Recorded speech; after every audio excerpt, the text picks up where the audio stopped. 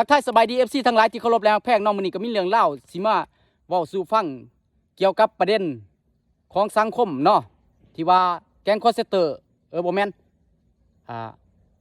สาวๆแก๊ง F4 บ่แม่นสาวๆแก๊ง38K แบตเตอรี่ที่ว่าทำลายน้องแป้งเนาะที่ว่าเอาตีนยันหน้าน้องแป้งจนไงเนาะเป็นตาสงสารอยู่น้องแป้งเนาะสงสารแล้วก็สงสารทั้งฝั่งอันที่มาทำลายน้องแป้งเนาะสงสารอันพ่อแม่เล่าหั่นนะที่ว่าบ่มีเงินบ่มีหยังหั่นนะเนาะแล้วก็อันสาวๆที่ว่าอันได้ไปอันฮ่องกงตอนนี้หั่นมีคนไปไทยเอาหรือบ่เนาะว่าบ่มีเงินกลับบ้านคันว่าบ่มีข่อยสิคันอาสาบ่มีเงินกะยาสิเอาดินใบตะดินให้เบียดติดินหน้านี่ไปจำอยู่ธนาคารไปไทยเอาแต่ว่ามีข้อแม้ต้องมาเป็นเมียข่อยข่อยสิเอามาเป็นเมียมาแล้วก็ช่วยกันเฮ็ดกันสร้างหาอยู่หากินปลูกตูปลูกหยังอยู่เฮ็ดคอนเทนต์หารับจ้างดำให้ดำหน้าลกหญ้ามันหารับจ้างเก็บกาแฟก็ซ้ำได้เงินแล้วนะ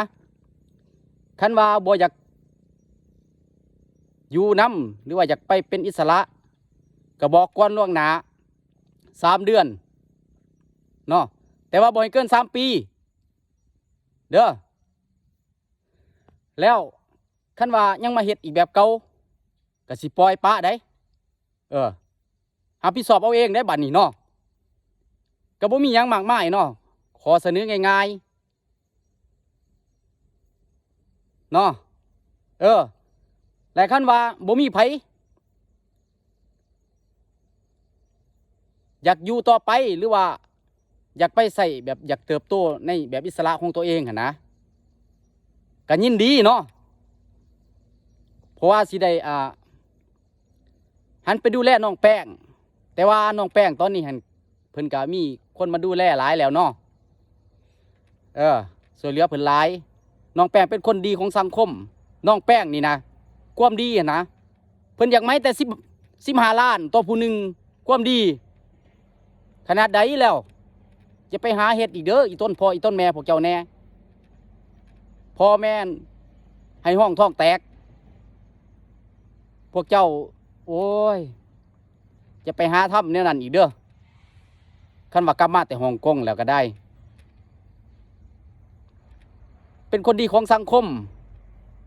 เด้อสำนี้แหละบ่มีหยังมากมายบ่แล้วก็ไปขี่ก่อนเพราะว่ามาขี่อยู่หวย